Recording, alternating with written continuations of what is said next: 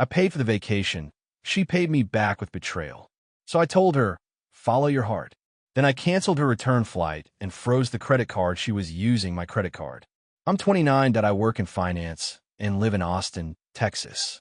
I thought I had my life pretty well put together. Steady job, good apartment, and until recently, a girlfriend I thought I could trust. Her name was Emily. She was 26 and worked part-time at this artsy boutique in SoCo. Always had some new essential oil blend or mood board to show me. She wasn't exactly career-driven, but I liked her. She made me laugh, and we vibed well together. Or so I thought. We'd been dating for about 2 years. I paid for most things, not because she asked me to, but because I could. Emily picked up the occasional dinner or gas, but it was mostly me covering the bills. So when her birthday rolled around, I wanted to go big. I booked us a week-long trip to Maui. Emily had always talked about wanting to go somewhere tropical, and honestly, I needed a break too. Work had been chaos. I imagined lazy days on the beach, fruity drinks, massages, snorkeling, the works. Just the two of us. I found this gorgeous resort right on the water in Wailea. Ocean view suite, spa access, private balcony. It cost me just under $7,000 when it was all said and done. Flights, hotel, excursions. I added Emily as an authorized user on one of my credit cards so she could grab herself spa treatments or souvenirs or whatever she wanted while we were there. I trusted her. Our flight out of Dallas was smooth. We landed Monday afternoon, and at first, everything was perfect.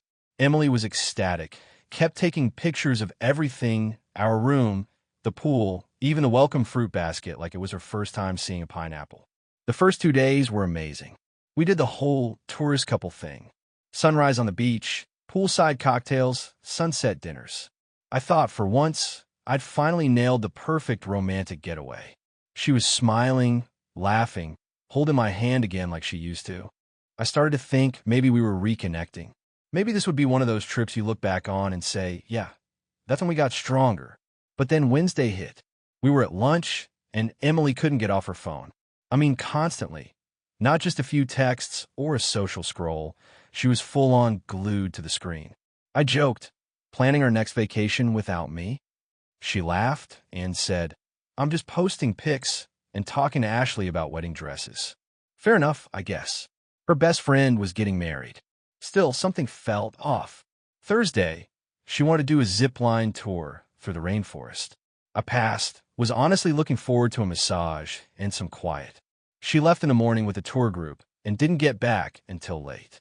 When she did, she was bouncing with energy, but also weirdly distant. She was talking fast, laughing too much, and kept checking her phone like it was going to bite her if she didn't answer fast enough. I asked how the tour was. She gave me the basic rundown. It was fun, so beautiful, great group. But she didn't really look at me while saying it. She was texting again by the time she got to the word group. Friday, she wanted to explore the town, hit up the local art markets and boutiques. Again, I said I'd passed, that I was in full vacation mode by then. Give me a pool chair and a Mai Tai, and I'm good. She left around 10 a.m. and didn't get back until almost 5. Barely brought anything back, which was odd since she claimed she was going shopping. That night at dinner, she was a ghost. Silent. Eyes on her phone. When I finally asked, can you put your phone down for one meal? She got defensive. Said I was being controlling, that I never let her breathe. We had our first fight right there at the beachfront restaurant. I kept my voice down, but she didn't. A few heads turned, I paid the check, and walked out before I said something I'd regret. Saturday was our last full day. I thought maybe we could reset.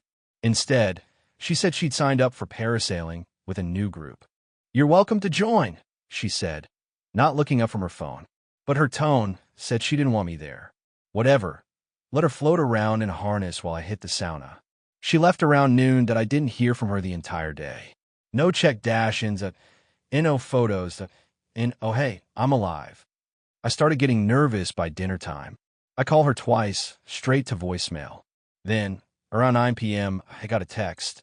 Met some amazing people from the Parasail group. We're out in town grabbing drinks. Don't wait up. I stared at that heart emoji like it was some kind of joke. She was off partying with strangers while I sat alone in a luxury suite I paid for, wondering if we were even still a couple. The next morning, Checkout was at 11 a.m. and our flight was at 2. She still wasn't back by 10. No text, and no calls. I was 1 inch away from calling the cops to report her missing when I got the text that flipped my entire world upside down. At 10:53 a.m., my phone buzzed. A single message from Emily. I met someone. I'm staying. I'm sorry. I have to follow my heart.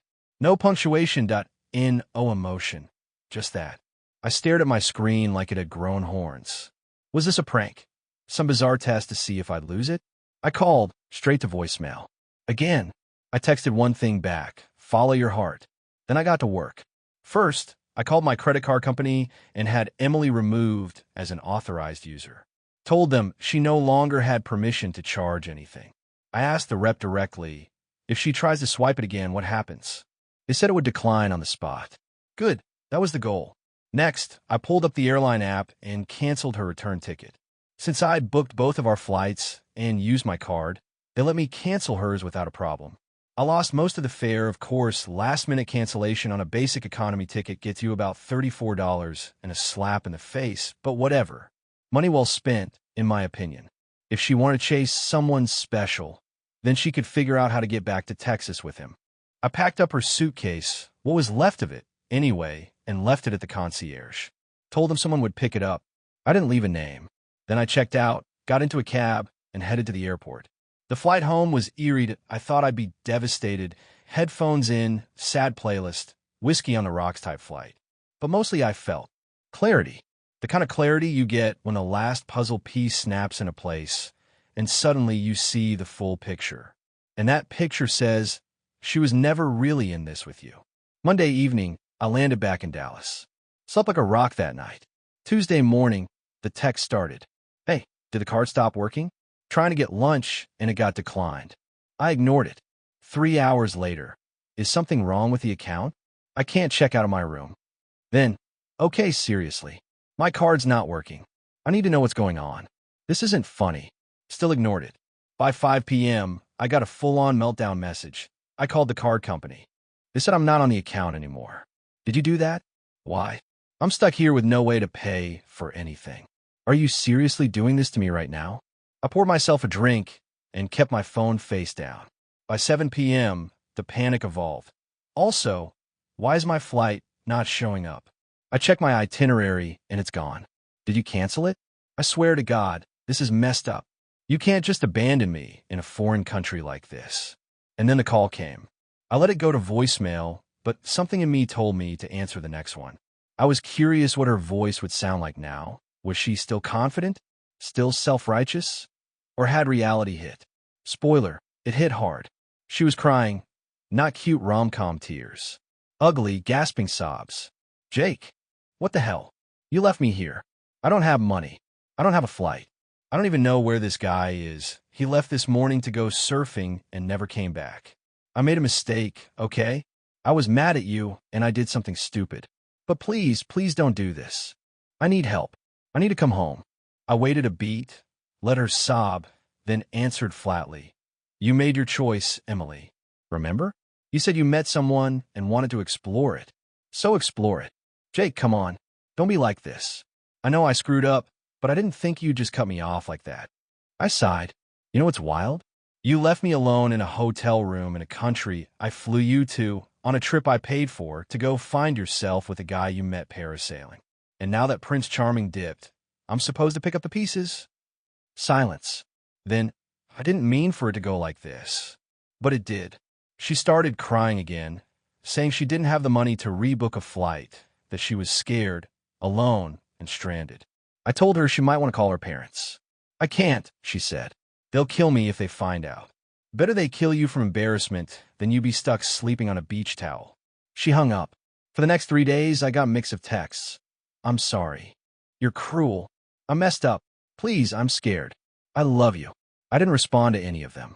My buddy Mason said I should block her. I told him I wasn't done reading the show yet. By the end of the week, I heard she finally cracked and called her mom.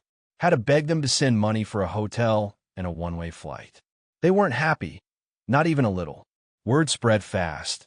Some mutual friends texted me asking what happened. I just said, ask her. Apparently, she told people we had a huge fight and I abandoned her out of spite. Conveniently left out the part where she cheated, confessed it by text, and tried to play me like a second-string backup plan. But the truth has a funny way of crawling out, especially when screenshots exist. So Emily got bailed out. Not by me, by her parents. After 4 days of tropical limbo, she finally cracked and called Mommy and Daddy. According to a mutual friend, she told them I emotionally abused her and stranded her after a fight. That version of events unraveled fast when her mom checked her social media and saw all the happy little vacation pics, including the now-deleted one of her with some mystery guy in a flowered shirt and wraparound sunglasses, captioned, "New adventures. New connections, yeah. That aged like milk." Turns out, Emily's someone special was a Canadian tourist in Maui for a guy's trip. He wasn't looking for a relationship. He was looking for a vacation hookup, and when Emily started talking about staying longer, maybe moving, maybe needing help with a plane ticket, he ghosted her. Hard. Blocked her number. Left the hotel. Didn't even say goodbye. That's when she realized I wasn't the backup plan. I'd been the plan. The safety net. And I'd cut the net clean in half. When she finally got back to Texas, she tried to get ahead of the story. Posted some vague Instagram caption about growth through adversity and finding out who really has your back. I didn't respond. Didn't need to. People were already putting the puzzle together. A couple of our mutuals reached out. One of them, Lena, asked what really happened. So I sent her the texts. All of them. Rachel Smug, I met someone. I'm staying. My follow your heart. The frantic credit card meltdown. Her begging to come home. Lena's response? Holy SHD. She actually thought she could pull this off? Exactly. Emily tried texting again a week after she got back. Can we talk? I want to explain everything. I left it on read. 2 days later. Please. I know I hurt you. But we had something real, didn't we? 2 years can't just disappear. Yes, they can. They did it. I pressed delete on her number and moved on. She kept trying. Emails.DMs. Even tried Venmo requesting $4.26 with a note that said, "If you see this, call me." That's when I knew she was unraveling. I didn't engage. Instead, I took the money I'd been wasting on her dinners and Uber rides and impulse boutique hauls and booked a solo trip to Japan. 2 weeks. Kyoto to Osaka, Tokyo. It was everything Maui was supposed to be, except peaceful and without betrayal baked into the plane ticket. While I was walking through Hirošima's bamboo forest, Emily was back in Austin living with her parents, working extra shifts at that boutique just to cover her car note. She'd been counting on me for financial padding. Without it, the cracks started to show fast. How do I know? Because she ran in my roommate's girlfriend at a farmer's market and told her everything. Well, her version. That I'd left her broke, that I'd ruined her life. Roommate's girlfriend asked a single question. Did you cheat? Emily said nothing, just walked away. Guilt makes people loud. Truth makes them silent. 1 month after the trip, I bumped into her in person. Downtown Austin, coffee shop near campus. I saw her before she saw me, standing in line, holding a half-empty tote bag, hair up in a rush ponytail, talking on her phone like it was the last connection she had to the outside world. I ordered a black coffee, kept my head down. She turned, froze. Jake. I nodded once, neutral. She smiled like she didn't burn the bridge to ashes. Can we talk? No, I said, picking up my drink. Then I left. Because here's the thing. If someone sets your house on fire, you don't ask them to come back and help repaint the walls. After that coffee shop run-in, I figured Emily would get the message. She didn't. The very next week, I got a call from an unknown number while I was at work. I usually let those go to voicemail, but something made me pick up. Jake? A voice said, unsure. Hi, this is Meredith, Emily's mom. I didn't say anything. Just let the silence do the talking. I know this is awkward, she continued, but I really need to talk to you. Emily's not doing well. That part didn't surprise me, but I still said nothing. She made a mistake. Okay, she said quickly, as if that excused the entire chain of betrayal. She knows that, and I'm not calling to defend what she did. Believe me, her father and I are furious. But she's still our daughter, and she's been heartbroken ever since she got back. I finally spoke. She wasn't heartbroken when she texted me from a beach bar about the guy she'd just met. Meredith sighed. Look, I'm not saying you have to forgive her. I think she thought you'd always be there. Exactly. And that's the problem. She got quiet. Then, like every parent of a grown child who still acts like a teenager, she said the one thing I was waiting for. She's young. People make mistakes. She's 26, I snapped. Not 16. She didn't just mess up. She chose this. She chose to throw away 2 years of a real relationship for some guy in swim trunks with a decent tan. And now that he's gone and the bills are due, suddenly I'm supposed to be Prince Charming again. She just wants a chance to explain, Meredith said quietly. That's all. She had a chance. She used it to tell me she was staying in Hawaii to follow her heart. I'm just making sure she follows all the way through. I hung up. That weekend, I saw my friend group for the first time since coming back from Japan. Emily had already done the rounds, trying to poison the well, claimed I was spiteful, that I overreacted, and took everything away out of nowhere. But I'd come prepared. I screenshotted everything. Her I met someone text, the frantic begging afterward, the threats, the apologies. I dropped them all in a group chat and added one line. Here's the full picture. Do what you want with it. The responses were unanimous. Dude, she's wild. You handled it like a boss.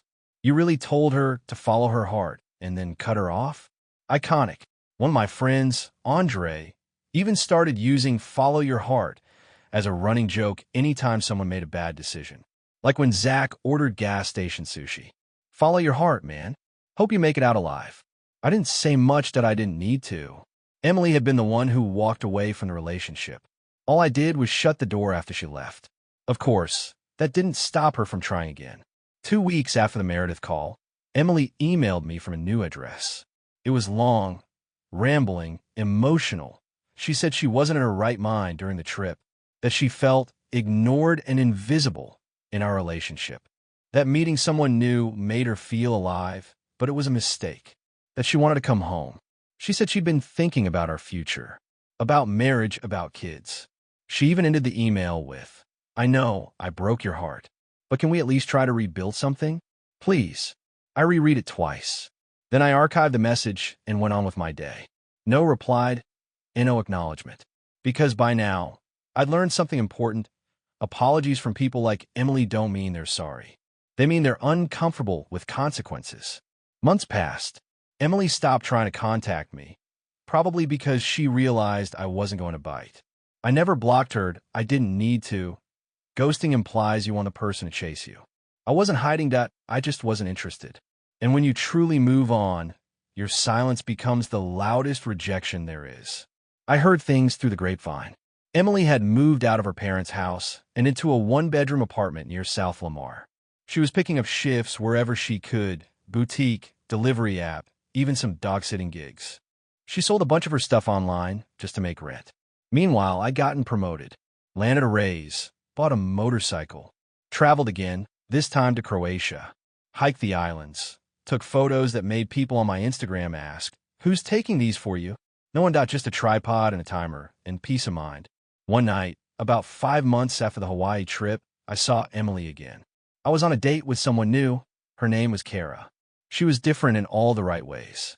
Ambitious, emotionally grounded, had her own income, her own apartment, her own plans. She didn't need me. She chose me. We were walking out a jazz bar downtown when I heard it. Jake?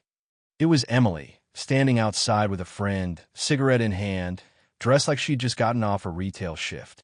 She looked tired. Not bad. Just worn down, like she'd aged 10 years in 5 months. I didn't stop walking, just nodded politely and said, hey. Her eyes flicked from me to Kara and back again. Then she said, almost in a whisper, you look good. I smiled. Thanks. I feel good. That was it. In a dramatic monologue. No begging, just those words. And for the first time, I didn't feel anger, or pity, or satisfaction. I just felt done. Because here's the truth. Closure isn't always a conversation. Sometimes it's not getting an apology. Sometimes it's just realizing you've stopped caring. That you can look the person who wrecked you in the eye and feel absolutely nothing. Emily followed her heart, and I let her. But I follow mine too. It led me somewhere better. Some people only realize what they had after they lose it. But by then, it's not love anymore, it's nostalgia. And nostalgia can't undo betrayal.